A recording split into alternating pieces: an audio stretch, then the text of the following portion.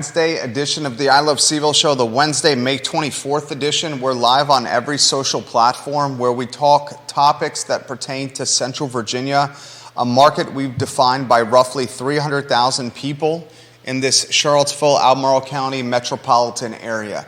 The topics on this show are robust and dynamic and nuanced. We have the benefit of a university with worldwide prestige right in our backyard. And for the most part, the positives follow a university with that kind of prestige and notoriety. But certainly there are some negatives that follow as well. One of the factors and forces we've seen tremendously impact this community is gentrification.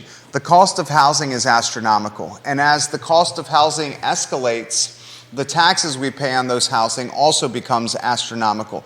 We've seen this community, Charlottesville, Virginia, take every square foot of a 10.2 square mile city and pretty much develop it. I want you to think in your mind, what are the areas of Charlottesville City that still need to be improved on? There are pockets. We know High Street. I've identified that as one of the most underperforming ones. Well, Bo Carrington, the developer, wants to take the land, a lot of it on High Street, and make apartment towers on there. A lot of friction from the community for that.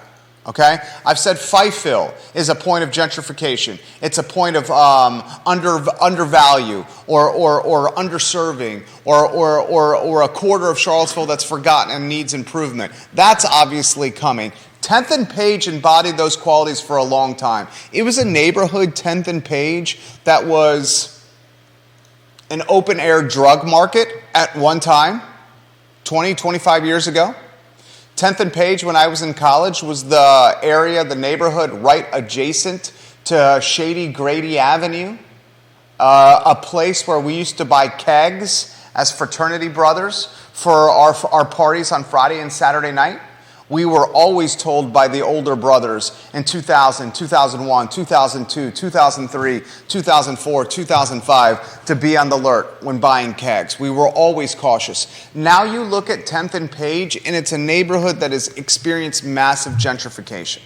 Its proximity to the university, its proximity to the hospital, to downtown, makes it a coveted area to live. And when you drive down 10th, you start noticing these colorful houses.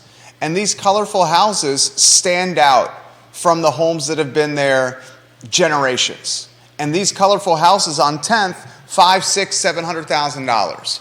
You go to Shannon Worrell's project where Peloton Station was. Shannon Worrell, her family used to own the Daily Progress. Shannon Worrell is a well-resourced businesswoman. She took that Coca-Cola apartment building and where Peloton Station was, where Mudhouse was, where Mudhouse is, where Bowerbird Coffee or Bowerbird Bake Shop is, and she developed it. She made it what we know as today. But at one time, that was a shady strip. Nothing epitomizes gentrification in 10th and Page more than the Dairy Building, the Dairy Apartments, and Dairy Central. You have what was formerly the Monticello Dairy Building, what was formerly McGrady's, what was formerly Three Notch, what was formerly Firehouse, what was formerly Sharky's, what was formerly a Latina bodega, a Latin bodega. All these businesses at one time existed where Dairy Market was. You have a building that is home to luxury apartments, some of the most expensive in the city. We're talking one bedrooms with $2,000 plus a month price tags. They also have a pretty sweet swimming pool tucked in this luxury apartment. And again, Dairy Market finds itself in the news, this time in the Daily Progress, because neighborhood kids from 10th and Page were jumping the fence. They were sneaking in the back door. And they were using the swimming pool. It's a private pool. They shouldn't be there. They shouldn't be there. I have no problem with management of Dairy Market and Dairy Central asking the security team they already have in play, the same security team that's being used at Preston Plaza. Chris Henry's got ownership over there. Chris Henry's got ownership at Dairy Market. The same security team that's used at Dairy Market. The same security team that was encouraged to do patrols because there was some violence happening around Dairy Market.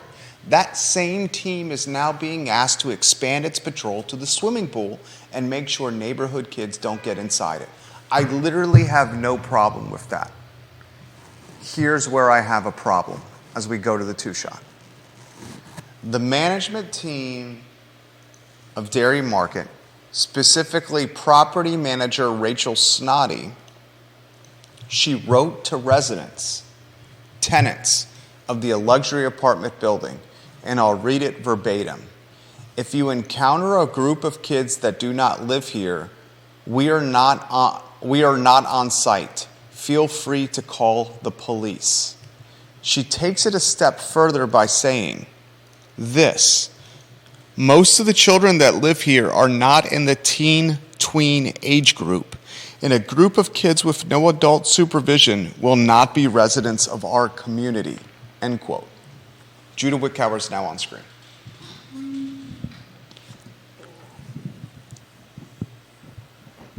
I got no beef with a private business hiring a private security firm to patrol its private grounds and its private swimming pool to make sure the swimming pool remains private for tenants. I got no problem with that.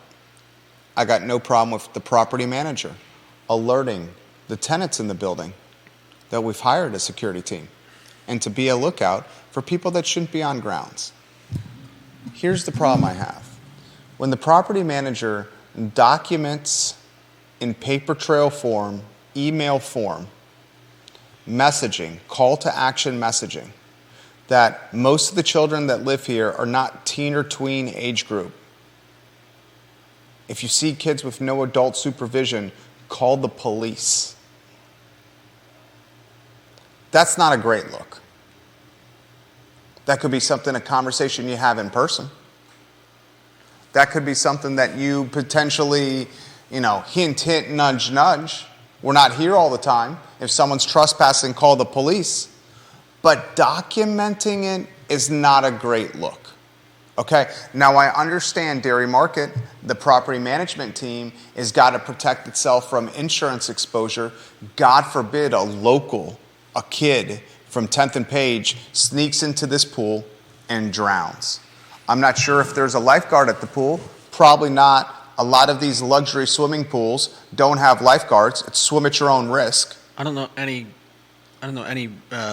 apartment pools that have lifeguards. Yeah. Right, exactly. So logically, they probably don't have lifeguards. So if a neighborhood kid sneaks into this pool and drowns, the liability is probably either with the property management company or ownership itself, and God forbid, they don't want that to happen. Yeah. Here's the question I have for you. Why is Dairy Market constantly in the news? Second question. Why is the correspondence between a property management company and the tenants in the building the property management company manages, why is that correspondent public record in the Daily Progress today? Third question. Did the property manager screw up by saying if neighborhood kids sneak into the pool, call the cops on them? Next question. Is Dairy Market constantly in the news because it is a luxury building next to a historically black neighborhood that is undoubtedly having tremendous gentrification growing pains? You can go any topic you want. I can't wait to unpack this one. I mean, I personally don't really have I don't have a problem with her asking people to call the cops. It is a little bit, I don't know. It's not necessarily tone deaf, but it's just, at first glance, first time looking through the article, I thought, it's just, we were talking about Karens the other day, and this sounded kind of along those lines. A bunch of people just having problems with, I don't know about anybody else's childhood. I wasn't hopping people's fences, jumping in their pools, but I know people that did it. I know it happened. It was, it was a prank, or just, a way to get cool during the hot summer. I jump fences all the time. Snuck into pools that I shouldn't have been in. Jump fences at night, in the morning, in the afternoon. Was always looking around the corner to make sure the owner of the pool wasn't coming in. I was constantly doing this. When I snuck into swimming pools that were not mine, essentially trespassing, the police were never called on me. We talked about this yesterday. The things we did as children, I was allowed to ride my bike sometimes 20 miles away from home without touching base with my parents, and it was never a problem. I was able to sneak into swimming pools, and the police were never called. The police are legitimately tenants are being instructed to get called here. Here's what's interesting. It's important to throw this out here. It's important to throw this out there. I was at a forum at the church across from Dairy Market. It's no secret. Anyone that's watching this program knows Dairy Market owns the church across from it, a church that was historically black. Now that church was purchased. It was for sale. It was a straight up legal purchase. Nothing nefarious, nothing sketchy. Brilliant business move by ownership. They said, why don't we buy this church venue? Why don't we allow people and families to get married at this church and then have their reception and their after party at our wedding venue in the basement? I think it's called the Brick Cellar. Then they can have the after party at the Milkman Bar or South and Central. And it could literally be a sweet freaking bender party, wedding, epic fun time for everybody. Walk across the street from the church to Dairy Market. That church is also a community venue. So about a month and a half ago, I'm sitting in this church on a Monday night. I'm listening to Chief Michael Kochis talk to about 100 of us. It was super crowded. We were shoulder to shoulder. I see Bellamy Brown in there. I see Dave Norris in there. I see Lloyd Snook in there. Brian Pinkston there. Sally Hudson in there. I see Will Jones in there. I see Don Gathers in there. Everybody in there. Community leaders, influencers, everyone in there. Okay? I hear management, property management at this meeting literally say to everyone in attendance, we're going to take this venue and open it up to the community. We want it to be the water cooler of ideas, of repair, of emotional rehabilitation. We want to get to the solution of gun violence and solve it here in 10th and Page. We're going to have these fireside chats moving forward. So here's the take. Here's my take.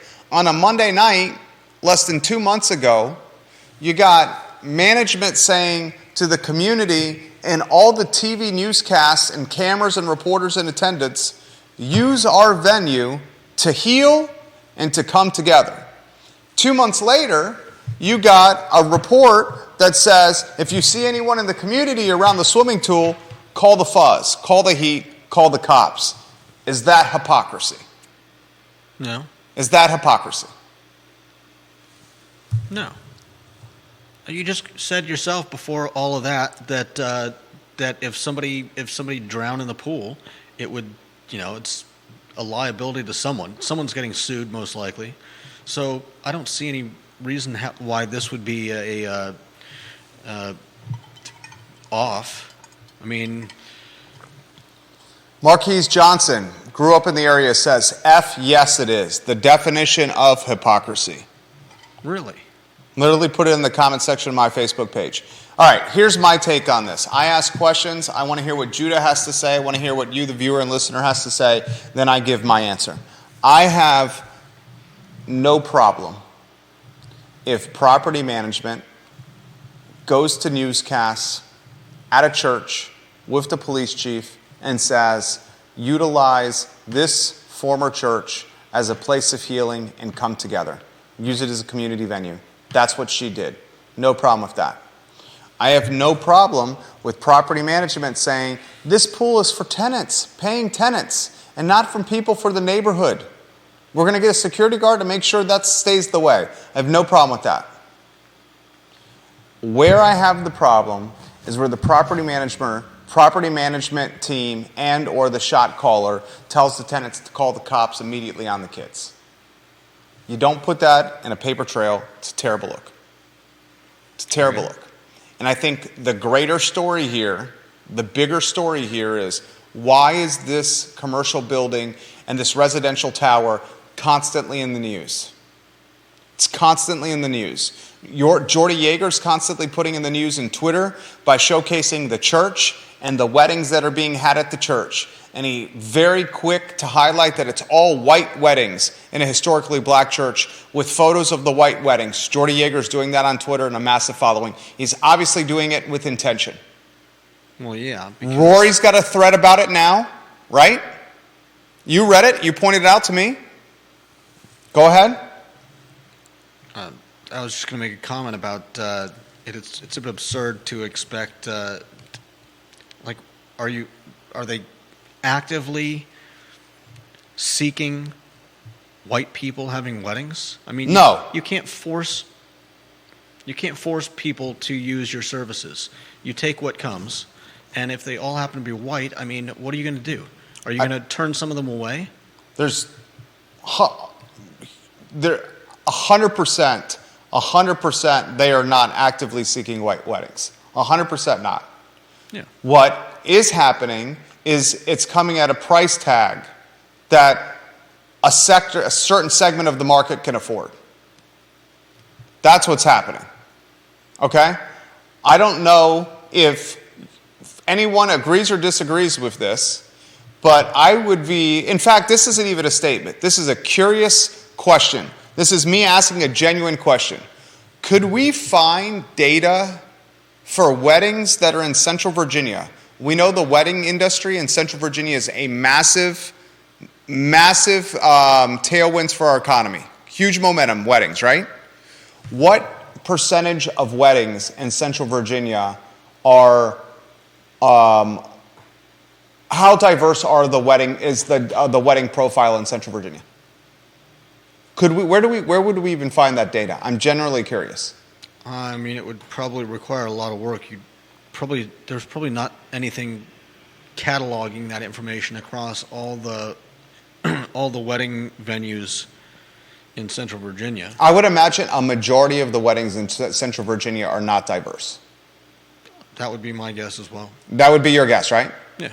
Yeah, they are not diverse. I mean, if the price point is, if we're saying that the only reason that people of color are not having weddings at this church is because of the price point, I would guess that would hold true across every wedding venue in Central Virginia. I doubt any of them are providing super cheap prices. Linnell says this on Twitter. This has been an issue at the Woodlands Pool with new public housing complexes opening off 5th Street Extended in recent years. Do you get emails about this at the Villas Pool as well? Linnell, great tweet. Yes, I do get emails. So I own a unit at the Villas that's a rental, and there is a subsidized housing complex that is open right next to the Villas at Southern Ridge on Country Green. And this subsidized housing complex has had a lot of children that are going to the various neighborhoods. Redfields is being impacted by this. The Villas at Southern Ridge is being impacted by this. And the Woodlands are being impacted by this, where all three associations, their neighborhood associations, are having to spend additional dollars on security and patrols to prevent the trespassing. And it's specifically done for the exposure of drowning, the liability and exposure that's associated with drowning. So you're exactly right, Linnell. I am getting that letter as well. The intriguing aspect of it with Dairy Market is the it appears to be at the edge, or it appears to be a cat. What's the word I'm looking for? When I think gentrification in Charlottesville City, that's probably the first thing I think of. 10th and Page. Yeah. A luxury tower dwarfing, a luxury tower, this giant, hovering and towering over a neighborhood of otherwise ramshackle properties. $2,000 plus for a one-bedroom. Food stalls, $3,000 or $4,000 a month. And a wedding venue across the way, essentially for the wealthy. That's why it's in the news. Constantly. Constantly in the news. Can you think of another one more? I can't. And I would imagine the property manager is going to get some human resource training and some correspondence training on what she should and cannot say in a paper trail. Because this paper trail clearly got leaked from the property manager. She sent email correspondence to tenants. Some tenants saw this email correspondence of what to do when you see neighborhood kids trying to get in the pool. And it irritated the tenants so much that they then took the emails and leaked them to the media and to reporters. Yeah. Do we understand what just happened here? A property manager sent email correspondence with call to action to tenants.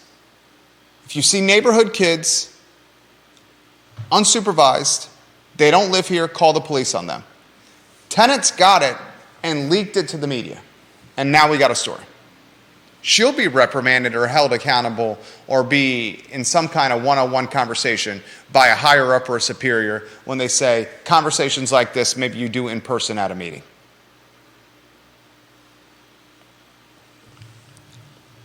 Her name, Marquise Johnson, who is watching the show, is, I'll give it to you right now. And this is all in the Daily Progress today. Rachel Snoddy. She sent an email on April 27th. And that email on April 27th is the baseline of this article. And that email, when I read this article, really made me uncomfortable because the email has connotations of profiling.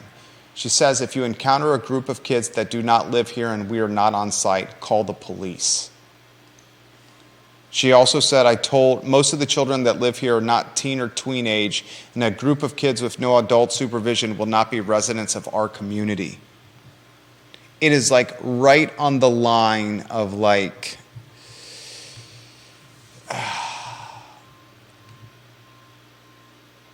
not profiling, not a fair housing violation, but it's right there. It's right there. Let's check out some of the comments, J-Dubs, in my comment section. I don't know if you want to respond to those. Jason Howard. He says this, totally, Jason. He says, I think you did a pretty accurate bullet point in the first 5 minutes. The second a child drowns after breaking into the pool, it's going to be a lawsuit. Property management telling residents to call police is a good decision, and that establishes a paper trail showing they are taking safety seriously. The potential PR hit from an article critical of this policy is nothing compared to a wrongful death suit. It's fair. That's a fair comment, Jason on King Arroyo Road. Very fair comment. Once again, thinking. You put it succinctly. Explain it well, Jason. It's a fair comment. Definitely a PR hit, though. It's a fair comment from you. Lisa Costello, even if I had the money, I would be very hesitant to build a private pool in my yard due to fence jumpers and liability if even friends came over to swim. Trespassers who climbed a fence that has to be so high according to the law can sue the pool owners. Ridiculous. Also, water is dangerous. Infants and young children can drown in bathtubs and the small circular plastic pools that one can sit in their yard. I have this conversation with my wife. The next move we do is probably our forever move, and I want a pool with our house. And she does not want it, and it's because of drowning concerns. Legitimately because of drowning concerns she has with our boys. Bob Yarborough says, I wonder if she contacted Chief Kachis about urging folks to contact police. Seems like his folks have a full-time job. Note, I'm an admitted teen fence jumper, maybe later than teens. I think I jumped a fence like 3 years ago to swim in someone's swimming pool, Bob. Sincerely mean that. He also says, I concur with the hypocrisy take. Encouraging contacting law enforcement for this particular issue is out of bounds. It's in the category of hypocrisy. For them to say, use this Dairy Market church grounds as a forum for healing and community gathering, and then, but the swimming pool, call the cops on them and drop a dime on them right away. It's in the category of hypocrisy. If the pool was at the church, I could see that. But the pool is within spitting distance of the church. I mean, are you saying they should have built the pool somewhere else? I'm not. No, the pool had to be built there. How she handled it. The PR backfired on her. All right. How she handled the PR was backfired. It backfired on her. Put the headline from the. We're talking about cops calling the cops for swimmers, for people jumping a fence, calling the police, who's 1/3 vacant, the department, for jumping a pool, a fence.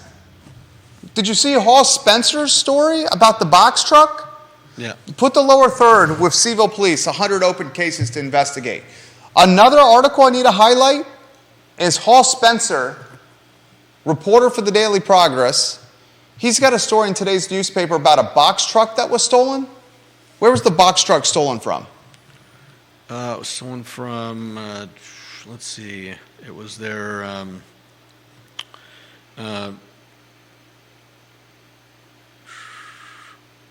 Box truck stolen locally. You tell us where that box truck is stolen from. Louis, I hear you, Louis, about the swimming pool. shop on Keystone Place in Lower Belmont. There was a shop in Belmont that had a box truck. Box truck was stolen. This is in the newspaper, The Daily Progress.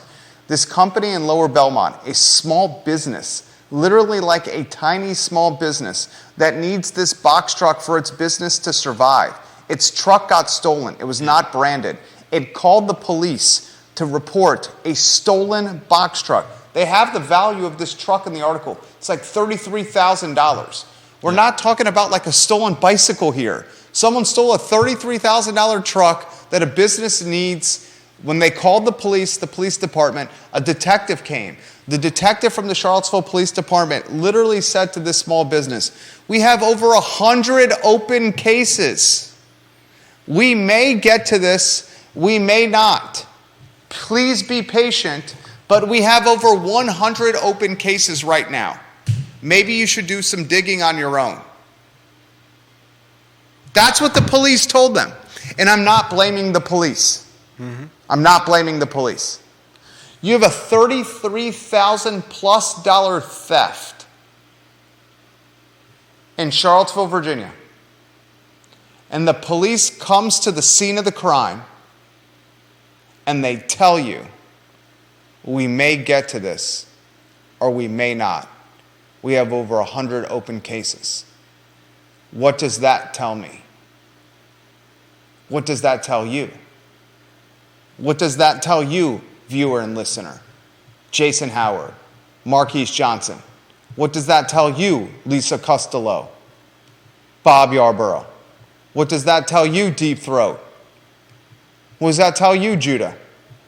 It tells me you can steal something up to 33G and you have a couple of months, maybe longer runway if they get to your case. And they may not. And I'm not throwing shade on the police. Doesn't that tell you that? Yeah. Someone just stole a box truck valued at $33,000. The cops come to the scene of the crime and they tell the victim, "We have 100 open cases and we're probably not going to get to this anytime soon if we get to it at all." And that statement and that paragraph is in the newspaper of record in Charlottesville, 300,000 person market. If you're a criminal, you just got the threshold on some larceny, on some theft. You disagree? If someone steals a $30,000 BMW tomorrow after reading this article or hearing this show, and they steal a $30,000 BMW, how is the police going to prioritize the $30,000 BMW stolen tomorrow over the $33,000 box truck stolen weeks ago? I mean, you'd be making assumptions on how they handle that, but I don't know that they would handle it any differently. The police said we have 100 open cases. We'll get to it when we can, indicating that the open cases have priority over the box truck. Or it could be a form of triage. They could have more important cases. They could have cases that involve people getting hurt, people getting, I don't know. But Sarah Hill Buchansky, I concur with you yet again. She says, it tells me more crime is coming. If you stole a box truck in Charlottesville and you got away with it, wouldn't you feel more brazen to steal another truck or something else? Sure. If you're going home on 250 and you're able to go 15 miles over the speed limit on a Monday, are you not going to go 15 miles over the speed limit on a Tuesday? Probably. All right. A couple other things. I told Deep Throat, I don't know if you're watching the program. His son is a 5th grader. I think his son is 12 years old. He's been doing these digital visualizations for us, and really just for the community, on what upzoning can do for certain neighborhoods. We have another one we can play today. It's Greenbrier near Rio Road. He considers what upzoning can do for a neighborhood today, how it looks, if a massive building, which could be allowed, is built right next door to an everyday family's home. So this visualization is about 90 seconds and includes audio from Deep Throat. The visual components were done by his son, who's in the 5th grade. I believe he's 12. I think his son is got an incredibly bright future. I love running into him. And I'm grateful for the talent and effort that he has done to make this program better. And I sincerely mean this. He's made the program better. Can you play the visualization of Greenbrier near Rio Road, courtesy of the Deep Throat family and High Voice? Please, Judah Wickhauer. This is a follow-up to our earlier work on visualizing rezoning in Charlottesville. Today we're going to take a look at the area just south of Rio Road on the northern end of Greenbrier. And it's one of the few areas in the city that has moved from R1 all the way to a higher intensity zone, in this case, commercial corridor CX5. CX5 zoning allows for buildings of up to 72 feet in height, and it imposes no hard limits on the number of units.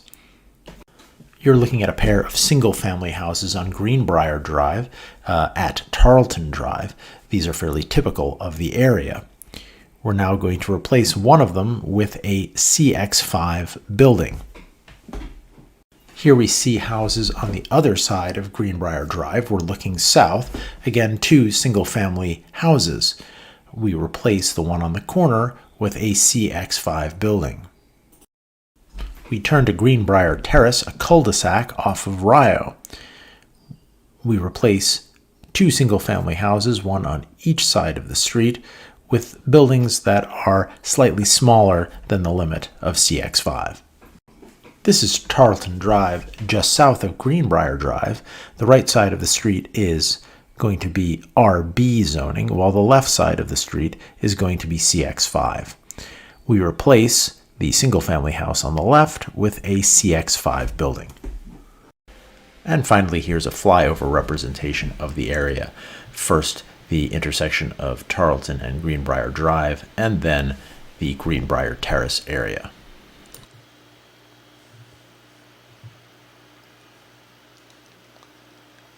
I think there's well, that's the visualization. The visualization's awesome. Hesitant to even use the young man's first name without approval from mom and dad, but Big D's got skills, man. Big D's got skills. Thank you. I love the visualizations. And I want to emphasize this. These are visualizations being done by a 12-year-old in his own time. You would hope that the city would provide interested taxpayers when they ask the question, how could upzoning impact my street or my neighborhood? You would think the city would provide a potential visual rendering or some kind of video tutorial. This is what could happen. I feel like we're owed that as taxpayers. We work hard to help in some ways finance Charlottesville's day-to-day operations by doing business and building businesses and hiring people and buying real estate and paying our taxes. If we ask the people that we're literally paying their salaries, Charlottesville officials, what does upzoning look like for my neighborhood, and they don't provide a visual video rendering like a 12-year-old can do, a 12-year-old can do this. A 12-year-old taught himself how to do this from YouTube. Why can't we get the same from local government? I mean, it's just common sense. Marquise Johnson says that was absolutely fantastic. A 12-year-old did that, my friend. A 12-year-old, and we're not getting that from local government, Marquise.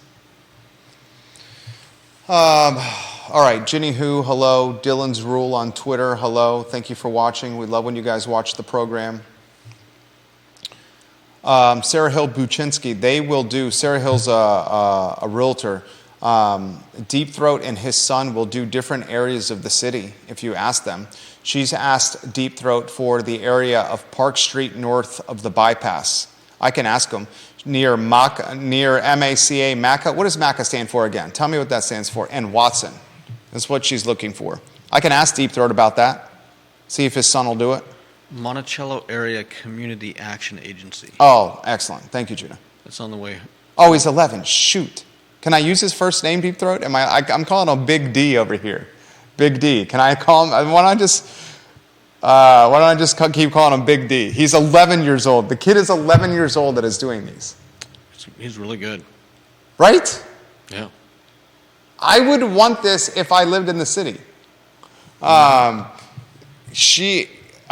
Sarah, they have Davis Avenue done, if that helps you at all. Davis Avenue is done. And I have permission to use Big D's real name, and it's David. Nice. David's his name. So Davis Avenue is done, Sarah Hill Buczynski. If you guys have other ones, dude, it would be crazy if we had one request for these for everyone in the city. Could you monetize this somehow, Deep Throat, where your son, your 11-year-old, charges like $25 or $50 or $100 of visualization? And then like the streets that want to see how upzoning could impact them could basically be paying your son like a consultant wage, like a flat fee. You want me to come in and do this? If you did like 5 of these a week at $200 a clip, that's a G note a week for your 11-year-old. Your 11-year-old just figured out a $52,000 a year gig by learning something on YouTube. Seriously. Now, you'd have to have some hustle and chutzpah, and you'd have to go to the associations and see if they're legitimately interested in this. I would be interested in it, but I live in Albemarle County. All right, that's a good question. She's asking this question, where can I find it, Deep Throat? How can I tell her where to find it without blowing up your spot?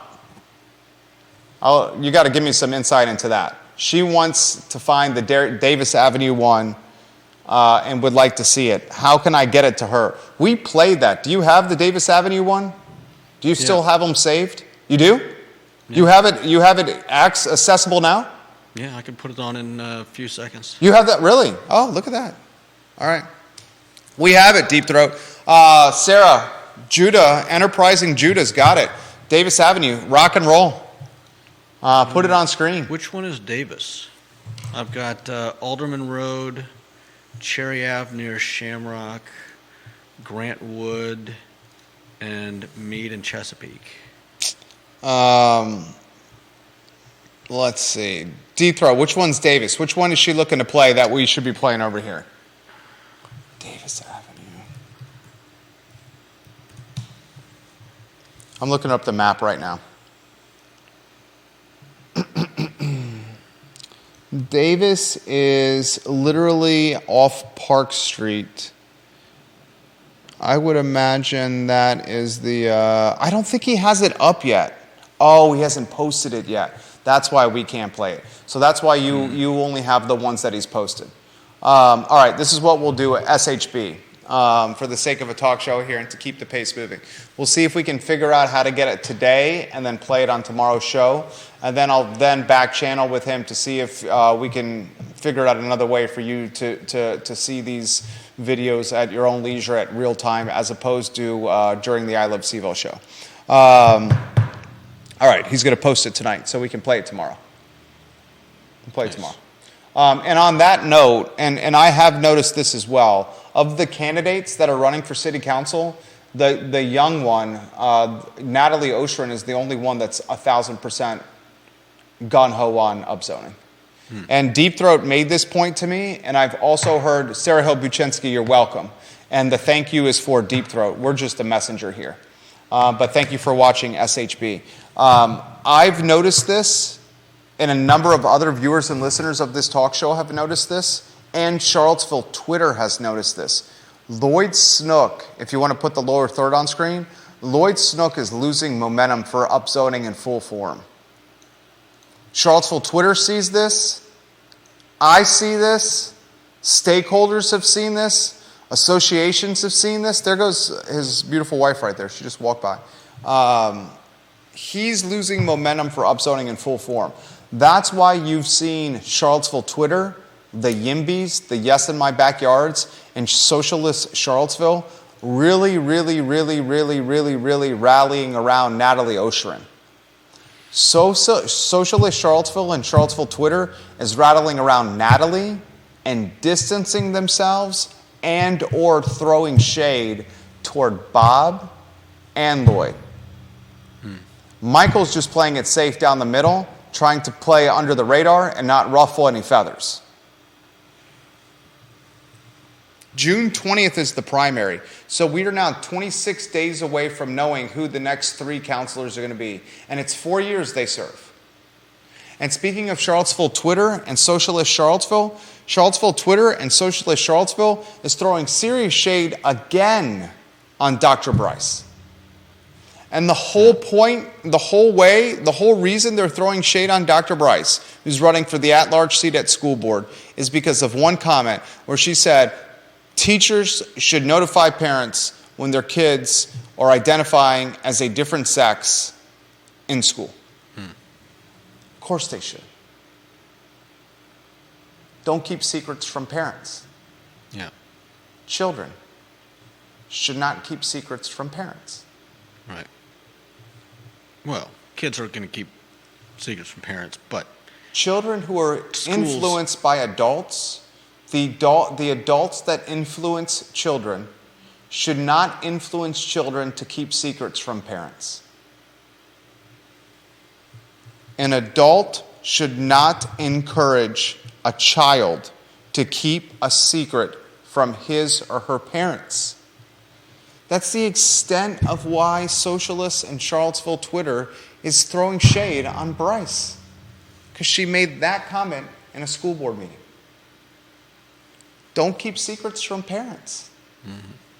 Kids are going to do that enough on their own. They shouldn't be encouraged by influential people in their lives to keep things like sexuality and how you identify from your mom and dad.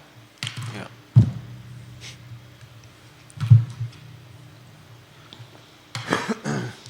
Oh. Anything you want to add today? I thought you did a great job, per usual. Thank you. We didn't talk about the ADUs. Looks like we're going to have the Davis Avenue visualization for SHB tomorrow. I'm pretty damn concerned that a police detective told a small business in Belmont that we have 100 cases ahead of you. Your $33,000 box truck we're not going to get to anytime soon. That worries the bejeebus out of me. I'm sure that would be a similar message in a lot of cities and towns. Well, that's an entire topic for another show. I don't know the message would be, I don't think the message would be that in Louisa. I don't think that would be the message in even Albemarle County. The reason that's the message in Charlottesville is because a third of the department is empty and vacant. Where in Albemarle County, the vacancy rate is like 2.5%. So there's an invisible line in 2 police departments. One of them in Albemarle that's full, and another one in Charlottesville where a third of the department is empty. And the jurisdiction where a third of the department is empty, you can commit $33,000 crimes and have a couple of months to get away with it. Dude, do you see that? That's a $28,000 Jeep Grand Cherokee with the keys in the ignition, Judah. It's a $28,000 Jeep Grand Cherokee with the keys in the ignition. Do you see it? No. It's a $28,000 Jeep Grand Cherokee with the keys. It's a $28,000. It's a $28,000 Jeep Grand Cherokee with the keys in the ignition. Alrighty then.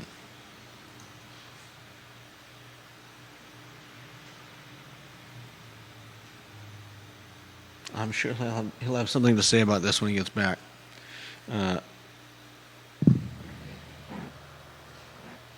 But he's gone now. So, anybody wondering why I'm may seem a little off today? I'm dealing with some pain, so forgive me. I'm now very curious about this this Jeep Grand Cherokee and its keys. Jerry has straight up disappeared. He's gone. No idea if he'll be back.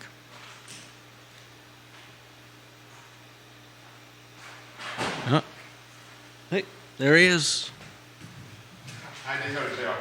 We can go off air too. Apparently, Jerry stole a $33,000 car. No, it was $28,000. I'm under the $33,000 threshold. Okay. There you The go. owner came back. They drove it away. They're going to Marie Bet for a pretzel croissant and a latte. Alrighty then. That's the show. Good job today, Judy. Thank you.